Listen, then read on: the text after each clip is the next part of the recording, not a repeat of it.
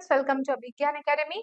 Let us discuss an important topic of modern history, that is your revolt of 1857. So see, when it comes to the revolt of 1857, it is very important.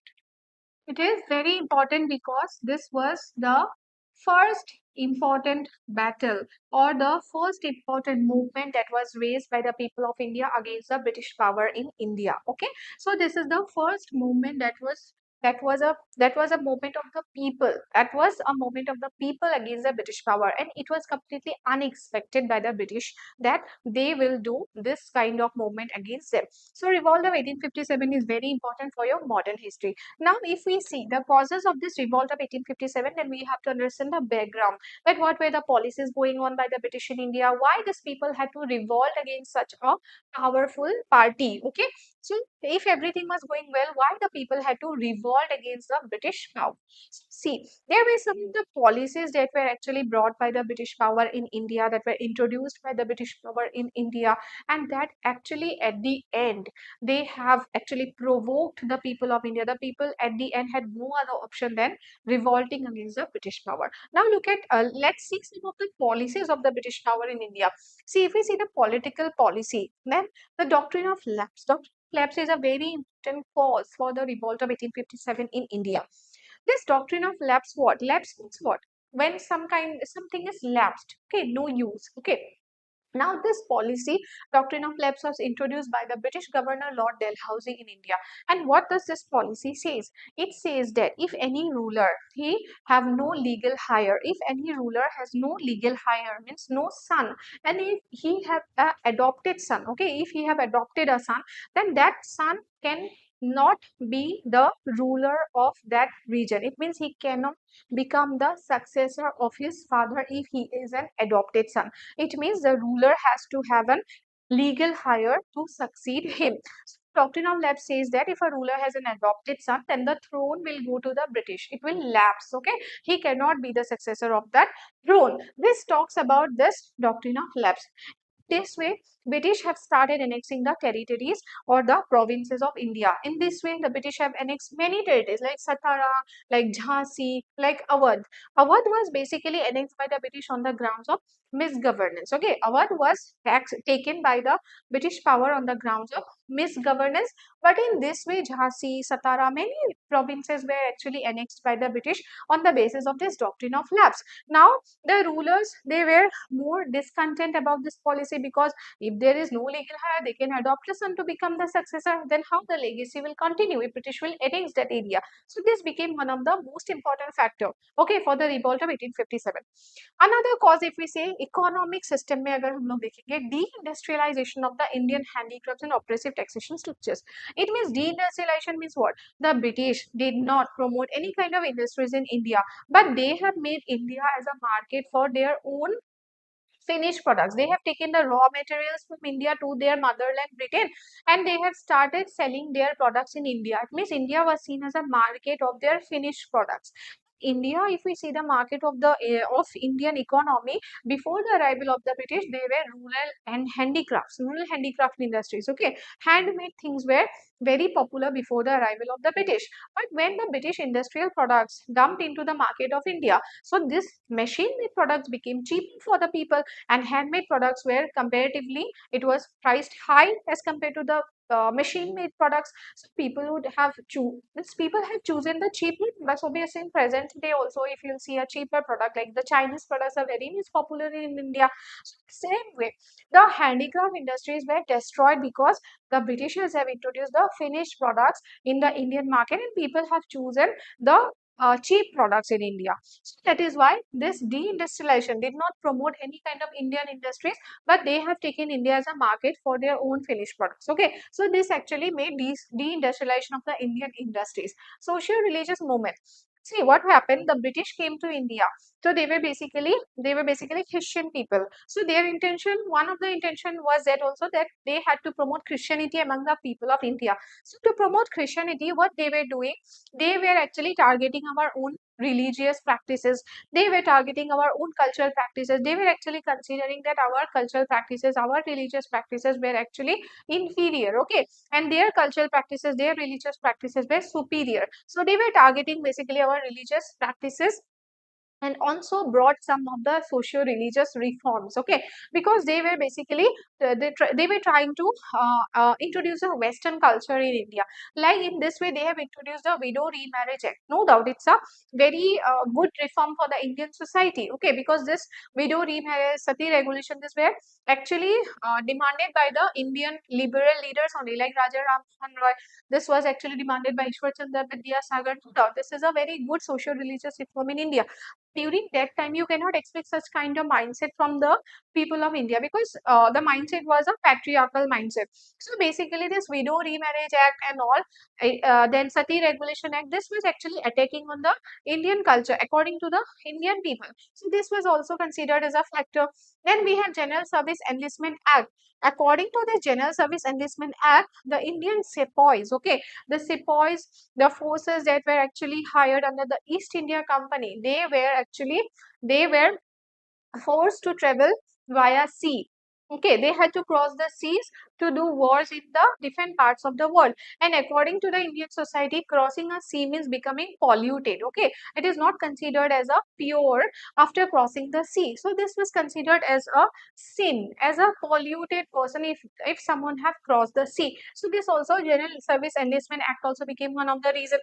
So now doctrine of lapse, as I said, the states that were annexed was Satara, then many Jhansi, Jabalpur, many states were annexed on the basis of this train of legs.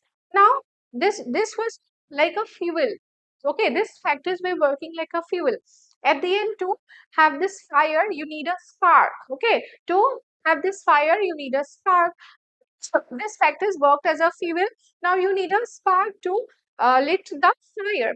That spark, that work of spark was actually done by the introduction of Enfield rifle. Okay, so now in the British East India Company, in the supply sector, there was an introduction of new Enfield rifles. There were rumors that these cartridges that were greased with the beef and pork fat.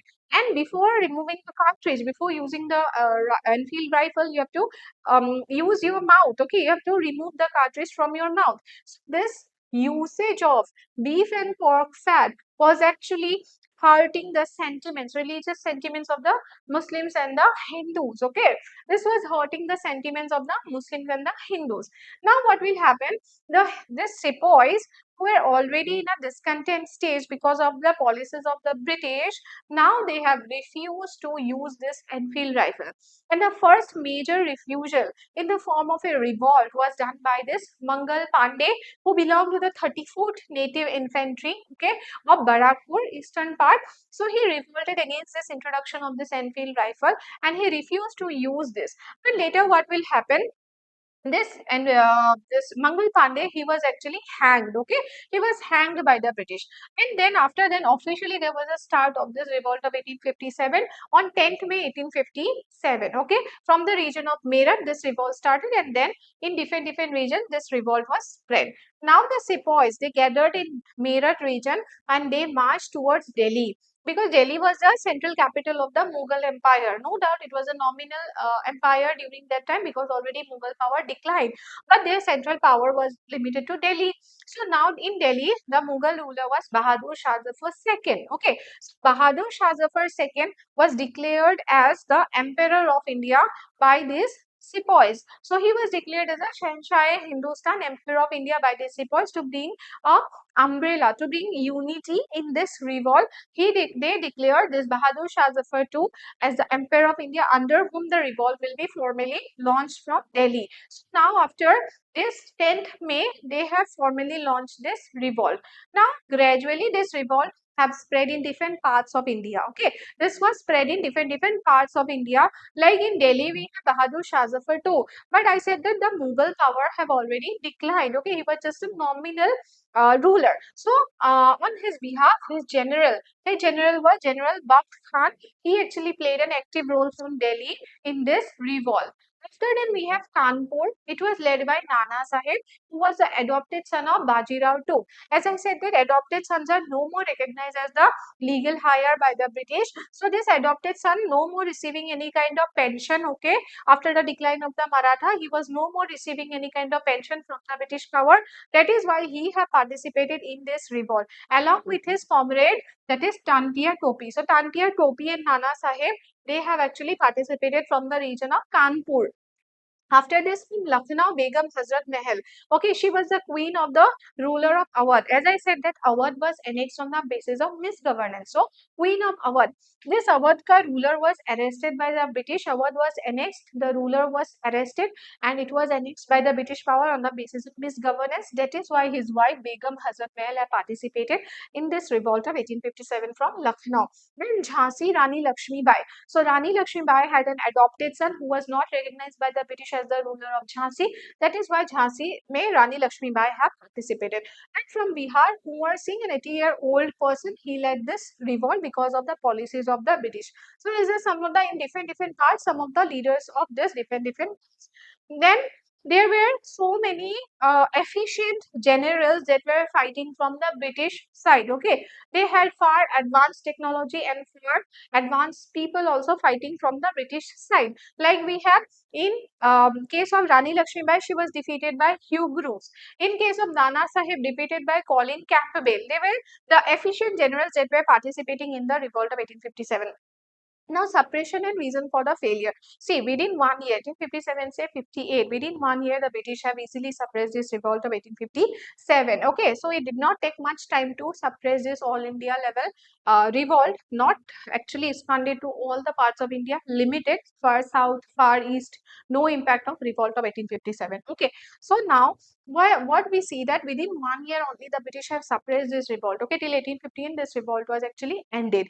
Why this revolt proved to be a failure? No, it was not a complete failure. It started or it established the base for nationalism in India. But why it considered as a failure by the historians? Lack of coordination. See, it was localized. Okay, Jhansi, Rani Lakshmibai have fought for her own reason. Nana Sahib have fought for her own reason. So there was no cooperation. There was no a unified factor for this revolt. British superiority, as I said, that they had a better arms and ammunitions. They had a better general, they had a better forces. Okay, everything was better when it comes to the British power, but when it comes to Indian rulers, they were still using the ancient methods for this revolt. Apart from this, non-participation means the revolt was not popular in all the parts of India, and many people did not even participate in this revolt. Like from the Maratha side, the Holkar, Sindhias, Nizam, they did not participate. Hyderabad was even loyal to the British. Okay, can you see? Hyderabad was even loyal towards the British. Then it was a limited scope. Far south and far east was not affected due to this revolt. Okay, now if we see that this revolt within 1 year was easily suppressed by the British power, and there were some major reforms that were brought by the British power in India, because the British also did not expect such kind of revolt from the people of India in a short span of time. Okay, so after this the British have brought some major changes, like the British have taken the power to administer India from the East India Company. Okay, so now the administration of India will be looked after by the British Crown, not by the British Company. And a new designation was created, like the designation of Governor General will be elevated to Viceroy, and Lord Canning was called as the first Viceroy of India. Then you have your Queen's Proclamation that guaranteed non-interference in the religious affairs of India. Now they would further interfere in the religious affairs of India. As I said, the social religious causes were also there for the effect of this revolt. Military reform, if we see, the Peel Commission reorganized the army to increase the ratio of European soldiers to Indian sepoys. Now, the number of Indian soldiers in the East India Company will be reduced, because these are the Indian sepoys only under East India Company who have revolted. Okay, as I said, that they refuse to use the Enfield rifle. Okay. Now, Queen's Proclamation is often called as Magna Carta of the people of India, because the administration will be looked after by the crown. For it is taken from the East India Company. Okay, position or a new position was created to help the Viceroy in the administration of India. It was Secretary of State. Okay. Now, if we see annexation, Satara was annexed by Dalhousie. Awadh was annexed on the basis of misgovernance. The ruler of Awadh was Wazir Ali Shah, whose queen was Begum Hazrat Mahal, who participated in the revolt. Mutiny at Barakpur, Mangal Pandey, he was hanged. Mutiny at Meerut, 10th May 1857 with the sepoy. Government of India Act 1858 that transferred, okay, that transferred the administration of India from the East India Company to the British Crown, which is called as the Government of India Act, okay, 1858. Now, this war, 1857 revolt is seen by different historians in a different perspective. Different historians will give their own views. For example, B.D. Savarkar has considered this revolt of 1857 as the first war of independence. Okay, so these are different views, different historians have given their perspectives. These are the centered areas, okay, centered areas of this revolt of 1857. Okay, far south, far east not affected, and the Marathas, Holkars, Indias, and Hyderabad, Nizam Hyderabad have even remained loyal towards the British power. So this is all about your revolt of 1857. Okay, so I have tried to explain the causes also and the consequence also of this revolt, how the British have tackled this revolt and what were the policies that were actually brought by the British power in India after this revolt. So this is a very important topic for your exam perspective. Please go through this topic properly and try to understand this topic, that how the people have at the end revolted against the British and how the British have tackled this revolt. That's all for today. Thank you.